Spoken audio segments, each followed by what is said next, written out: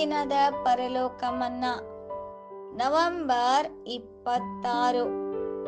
ಯೆಹೋವನು ಅವನನ್ನು, ಅದೇನು ನಿನ್ನ ಕೈಯಲ್ಲಿರುವುದು ಎಂದು ಕೇಳಿದನು.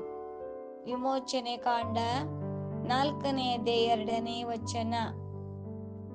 ಯಾವನನ್ನಾದರೂ ಕರ್ತನು ಅತಿ ಹೆಚ್ಚಾಗಿ ತನ್ನ ಆಶೀರ್ವಾದದಾಯಕ ಸೇವೆಯಲ್ಲಿ ಉಪಯೋಗಿಸುವುದಾದರೆ ಆ ಸೇವೆಗೆ ಅವನು ಹೆಚ್ಚು ಹೆಚ್ಚಾಗಿ ಸಮರ್ಥನಾಗಿರಲು ಪ್ರಯತ್ನಿಸಲಿ.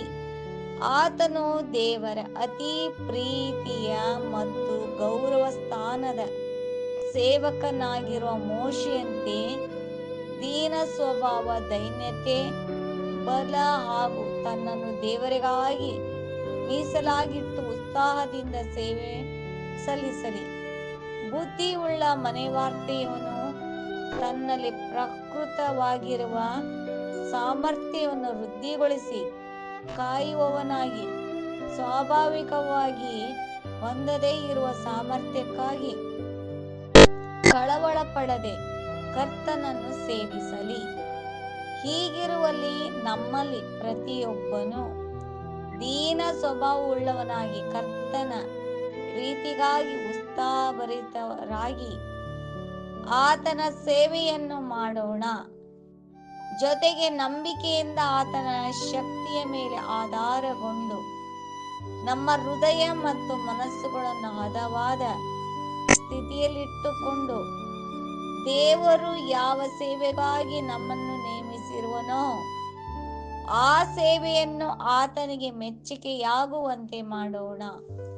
Reprint number 1651, reprint number 2904.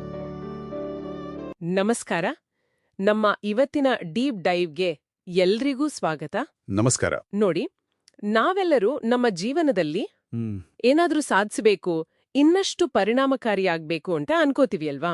ಹೌದು, ಖಂಡಿತ. ಆದ್ರೆ ಎಲ್ಲಿಂದ ಶುರು ಮಾಡ್ಬೇಕು ಅನ್ನೋ ಗೊಂದಲ ಇದ್ದೇ ಇರುತ್ತೆ. ಸೊ ಇವತ್ ನಾವು ನೋಡ್ತಿರೋದು ನವೆಂಬರ್ 26ರ ಡೈಲಿ ಹೆವೆನ್ಲಿ ಮನ್ನಾ ಅನ್ನೋ ಒಂದು ಚಿಕ್ಕ ಬರಹ. ಇದು ಎಕ್ಸೋಡಸ್ ಗ್ರಂಥದಲ್ಲಿ ಮೋಶೆಗೆ ದೇವರು ಕೇಳೋ ಒಂದು ಸರಳ ಪ್ರಶ್ನೆಯನ್ನೇ ಕೇಂದ್ರವಾಗಿ ಇಟ್ಕೊಂಡಿದೆ. ನಿನ್ನ ಕೈಯಲ್ಲಿ ಏನಿದೆ?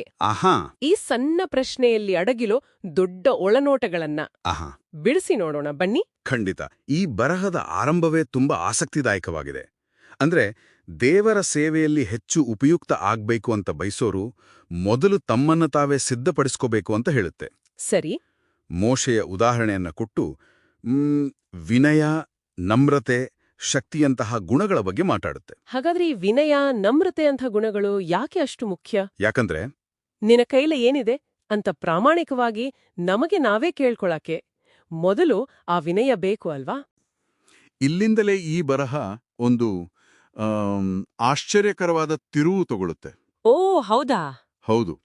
ಅದು ಹೇಳೋದೇನೆಂದ್ರೆ, ನಿಮಗಿಲ್ಲದ ಸಾಮರ್ಥ್ಯಕ್ಕಾಗಿ ಹಂಬಲಿಸಬೇಡಿ, ಅಥವಾ ಪವಾಡದ ಹಾಗೆ ಯಾವುದೋ ಹೊಸ ಪ್ರತಿಭೆ ಬರುತ್ತೆ ಅಂತ ಕಾಯ್ಬೇಡಿ ಅಂತ. ಓಕೆ. ಹಾಗೆ ಕಾಯೋದು ಅಮೂಲ್ಯ ಸಮಯದ ವ್ಯರ್ಥ ಅಂತ ತುಂಬಾ ಸ್ಪಷ್ಟವಾಗಿ ಹೇಳುತ್ತೆ. ನನ್ಗೆ ಸತ್ಯ ಹೇಳ್ಬೇಕಂದ್ರೆ ಇದನ್ನ ಓದಿದಾಗ ಮೊದಲು ಸ್ವಲ್ಪ ಆಶ್ಚರ್ಯ ಆಯ್ತು. ಯಾಕಂದ್ರೆ ನಾವು ಯಾವಾಗ್ಲೂ ಪ್ರಯತ್ನ ಪಟ್ರೆ ಏನನ್ನಾದ್ರೂ ಸಾಧಿಸಬಹುದು, ಪ್ರಾಕ್ಟೀಸ್ ಮೇಕ್ಸ್ ಪರ್ಫೆಕ್ಟ್ ಅಂತ ಕೇಳಿರ್ತೀವಿ. ಆದ್ರೆ ಈ ಬರಹ ಹೇಳ್ತಿರೋದು ಸರಿಯಾದ ವಿಷಯವನ್ನ ಪ್ರಾಕ್ಟೀಸ್ ಮಾಡಿ ಅಂತ ಹೇಳಿದ ಹಾಗೆ ಇದೆ. ಹೌದು ಹೌದು. ಇದು ನನ್ನ ದೃಷ್ಟಿಕೋನವನ್ನೇ ಸ್ವಲ್ಪ ಬದಲಾಯಿಸ್ತು. ಅಂದ್ರೆ ಮೊದಲ ಪಾಠ, ಹೊಸ ಪವಾಡಕ್ಕಾಗಿ ಕಾಯ್ಬೇಡಿ, ನಿಮ್ಮ ಕೈಯಲ್ಲಿ ಇರೋದೇ ಒಂದು ಪವಾಡ. ಸರಿಯಾಗಿ ಹೇಳಿದ್ರಿ. ಯಶಸ್ಸು ಅನ್ನೋದು ಹೊಸ ಶಕ್ತಿಯನ್ನು ಪಡೆಯೋದಲ್ಲ, ಬದಲಿಗೆ ಈಗಿರೋ ಶಕ್ತಿಯನ್ನು ಗುರುತಿಸಿ ಅದನ್ನ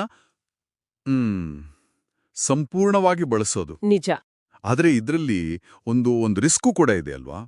ಇದು ನನ್ನ ನೈಸರ್ಗಿಕ ಸಾಮರ್ಥ್ಯ ಅಲ್ಲ ಅಂತ ಸುಲಭವಾಗಿ ಹೇಳಿಬಿಟ್ಟು ಹೊಸ ವಿಷಯಗಳನ್ನ ಕಲಿಯೋ ಪ್ರಯತ್ನವನ್ನೇ ಬಿಟ್ಟುಬಿಡೋ ಸಾಧ್ಯತೆ ಇರುತ್ತೆ. ಹೌದು, ಅದು ನಿಜ. ಈಗಿನ ಗ್ರೋತ್ ಮೈಂಡ್ಸೆಟ್ ಅನ್ನೋ ಕಾನ್ಸೆಪ್ಟ್ಗೆ ಇದು ಸ್ವಲ್ಪ ವಿರುದ್ಧವಾಗಿ ಕೇಳಿಸುತ್ತೆ. ಕರೆಕ್ಟ್. ಅತ್ಯುತ್ತಮವಾದ ಪಾಯಿಂಟ್ ಅದು. ಆದ್ರೆ ಈ ಬರಹದ ಆಶಯ ಕಲಿಯೋದನ್ನ ನಿಲ್ಸಿ ಅಂತ ಅಲ್ಲ ಅನಿಸುತ್ತೆ. ಬದಲಿಗೆ ನಮ್ಮ ಮೂಲಭೂತ ಸಾಮರ್ಥ್ಯಗಳ ಅಡಿಪಾಯದ ಮೇಲೆ ಹೊಸ ಕೌಶಲ್ಯಗಳನ್ನು ಕಟ್ಟಬೇಕು ಅಂತ.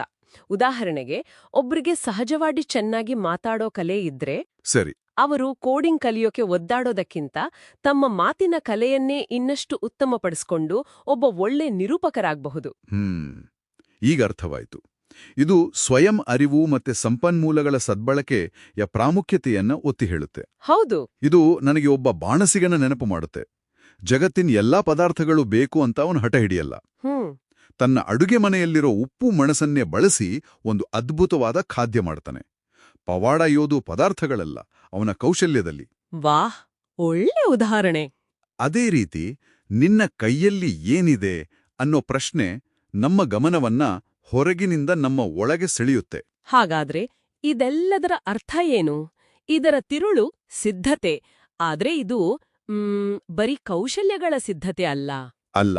ವಿನಯ, ಉತ್ಸಾಹ, ಪ್ರೀತಿ ಮತ್ತೆ ನಂಬಿಕೆಯಂತಹ ಆ ಹೃದಯ ಮತ್ತು ಮನಸ್ಸಿನ ಸ್ಥಿತಿಯನ್ನ ಬೆಳೆಸಿಕೊಳ್ಳೋದು. ಹೌದು. ಈ ಮನಸ್ಥಿತಿ ಇದ್ದಾಗ ನಮ್ಮ ಕೈಯಲ್ಲಿ ಕೇವಲ ಒಂದು ಕೋಲಿದ್ರೂ ಅದನ್ನ ಬಳಸಿ ದೊಡ್ಡ ಕಾರ್ಯಗಳನ್ನು ಮಾಡಲು ಸಾಧ್ಯವಾಗುತ್ತೆ. ಅವಕಾಶ ಬಂದಾಗ ಏಕ್ದಮ್ ರೆಡಿ ಇರ್ತಾರೆ. ಸೊ ಅಂತಿಮವಾಗಿ ಈ ಬರಹ ಹೇಳೋದು ಏನಂದ್ರೆ, ಉಪಯುಕ್ತತೆ ಅಂದ್ರೆ ಪರಿಪೂರ್ಣರಾಗಿರೋದು ಅಥವಾ ಎಲ್ಲಾ ಕೌಶಲ್ಯಗಳನ್ನ ಹೊಂದಿರೋದಲ್ಲ. ಬದಲಿಗೆ ಸೇವೆ ಮಾಡೋ ಇಚ್ಛೆ ಮತ್ತು ತಮ್ಮಲ್ಲಿರೋ ಪ್ರತಿಭೆಗಳನ್ನ ಬಳಸೋ ಏನಂತಾರೆ ವ್ಯಾವಹಾರಿಕ ಜ್ಞಾನದ ಸಂಯೋಜನೆಯೇ ನಿಜವಾದ ಉಪಯುಕ್ತತೆ. ನಮ್ಮ ಆಫೀಸ್ ಪ್ರಾಜೆಕ್ಟ್ನಲ್ಲಿ ಹೀಗೆ ಆಗುತ್ತಲ್ವಾ? ಖಂಡಿತ. ನಮ್ಮ ಹತ್ರ ಇರೋ ಟೀಮ್ ಮತ್ತು ಸಂಪನ್ಮೂಲಗಳನ್ನೇ ಬಳಸ್ಕೊಂಡು ಅತ್ಯುತ್ತಮ ಫಲಿತಾಂಶ ಕೊಡೋದೇ ನಿಜವಾದ ಚಾಕಚಕ್ಯತೆ. ಸರಿ, ಈ ದಿನದ ಬರಹವು ದೈವಿಕ ಸೇವೆಗೆ ನಮ್ಮಲ್ಲಿರೋ ನೈಸರ್ಗಿಕ ಸಾಮರ್ಥ್ಯಗಳನ್ನು ಬಳಸಲು ಹೇಳುತ್ತೆ. ಆದರೆ ಇಲ್ಲೊಂದು ಪ್ರಶ್ನೆ ಉದ್ಭವಿಸುತ್ತೆ. ಹೇಳಿ.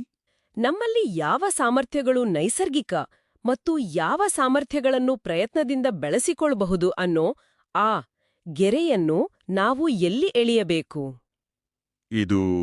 ಇದು ತುಂಬಾ ಮುಖ್ಯವಾದ ಪ್ರಶ್ನೆ. ಮತ್ತು ಆ ಗೆರೆಯನ್ನು ಮೀರುವ ಪ್ರಯತ್ನ ನಿಜವಾಗ್ಲೂ ಈ ಬರಹ ಹೇಳೋ ಹಾಗೆ ಸಮಯ ವ್ಯರ್ಥನ ಅಥವಾ ಅದು ಅನಿರೀಕ್ಷಿತ ಬೆಳವಣಿಗೆಗೆ ದಾರಿನಾ? ಈ ಪ್ರಶ್ನೆಯೊಂದಿಗೆ ಇಂದಿನ ಡೀಪ್ ಡೈವ್ ಅನ್ನು ಮುಗಿಸೋಣ.